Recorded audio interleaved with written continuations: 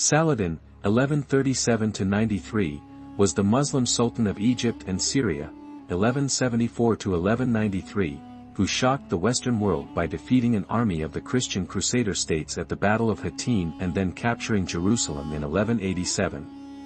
Saladin all but destroyed the states of the Latin East and the Levant and successfully repelled the Third Crusade, 1187–1192. Saladin achieved his success by unifying the Muslim Near East from Egypt to Arabia through a potent mix of warfare, diplomacy and the promise of holy war. Saladin's skills in warfare and politics, as well as his personal qualities of generosity and chivalry, resulted in him being eulogized by both Christian and Muslim writers so that he has become one of the most famous figures of the Middle Ages and the subject of countless literary works ever since his death in his favorite gardens of Damascus in 1193. Early career. Saladin, whose full name was al-Malik al-Nasir Sulah al-Dunya Wildin Abu el-Muzaffar Yusuf ibn Ayyub ibn Shadi al-Kurdi, the son of Ayub, a displaced Kurdish mercenary, was born in 1137 in the castle of Takrit north of Baghdad. Saladin would rise through the ranks of the military where he gained a reputation as a skilled horseman and a gifted polo player.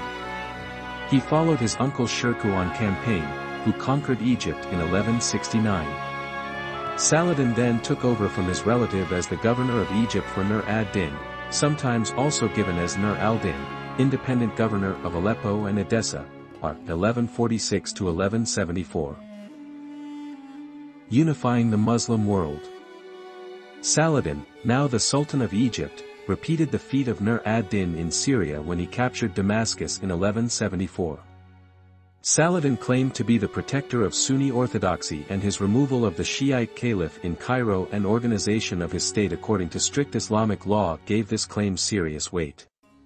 Saladin then set about unifying the Muslim world, or at least forming some form of a useful coalition, no easy task given the many states, independent city rulers and differences in religious beliefs of the Sunni and Shiite Muslims. Saladin's strategy was a potent mixture of warfare and diplomacy mixed with the idea that he and only he could wage a holy war against the Christian settlers in the Middle East who had formed such Latin states as the Kingdom of Jerusalem. First, though, the military leader had no qualms either about waging war on his Muslim enemies. In 1175, for example, an army from a rival at Aleppo was defeated by him at Hama.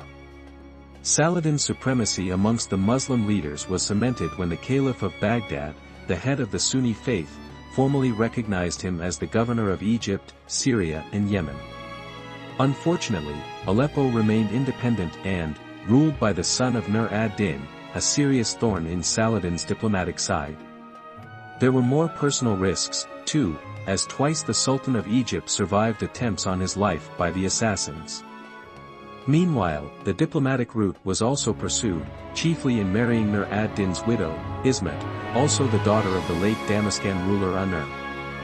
Thus, Saladin handily associated himself with two ruling dynasties at one stroke. Along the way there were setbacks such as the defeat to the Franks, as the western settlers were known, notably at Montjazard in 1177, but victories in 1179 at Marj Ayyan and the capture of a large fortress on the River Jordan illustrated Saladin's intent to rid the Middle East completely of the Westerners. Also helpful to Saladin was his growing reputation for justice and generosity, and Saladin's own carefully cultivated image as the defender of Islam against rival faiths, especially Christianity. Saladin's position was further strengthened in May 1183 when he captured Aleppo and by his prudent buildup of a very useful Egyptian naval fleet. By 1185 Saladin controlled Mosul and a treaty was signed with the Byzantine Empire against their mutual enemy the Seljuks. He could now move on the Latin states safe in the knowledge that his own borders were secure. With the Franks distracted over conflicts of succession and the issue of who ruled the Kingdom of Jerusalem, the time for Saladin to strike was now. In April 1187 the Franks' castle of Kerak was attacked, a force commanded by Saladin's son, Al-Afdal, moved towards Acre and Saladin himself gathered together a huge army composed of troops from Egypt, Syria, Aleppo and Jazira, northern Iraq. The Franks gathered their forces in response and the two armies met at Hattin, the Franks on their way to Tiberias to relieve Saladin's siege there. Battle of Hattin and Jerusalem. The Battle of Hattin began on July 3, 1187 when Saladin's mounted archers continuously attacked and retreated, providing a continuous harassment of the marching Franks.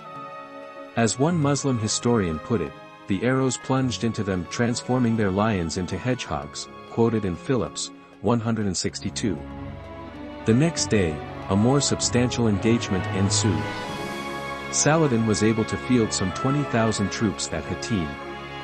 The Franks were under the leadership of Guy of Lusignan, king of the Kingdom of Jerusalem, 1186–1192, and could field around 15,000 infantry and 1,300 knights.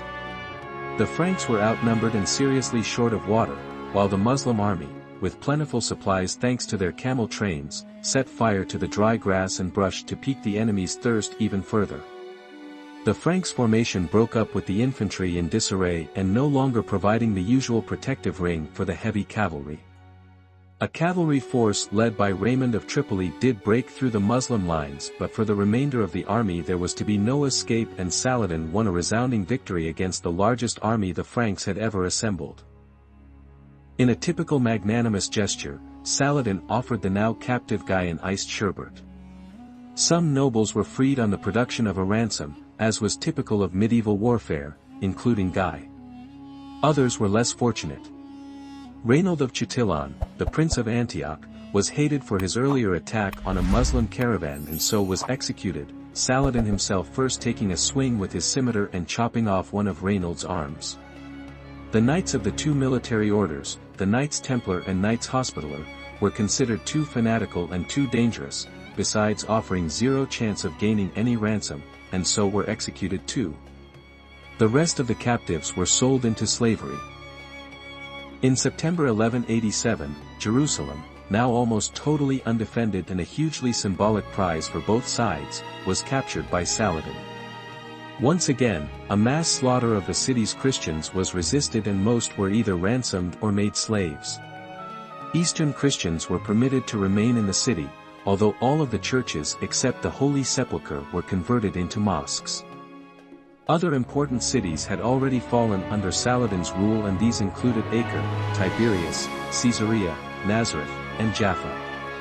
Indeed, the only significant city still in Western hands in the Middle East was Tyre. With the victory at Hattin, the capture of the Franks' holiest relic, the True Cross, and the fall of the holy city of Jerusalem, Saladin's heroic status was confirmed. The Sultan was active in spreading his reputation, even employing two official biographers to record his deeds. So, too, religious and educational institutions were supported and their works extolled the virtues of their patron. The Sultan was known for his love of poetry, hunting, and gardens.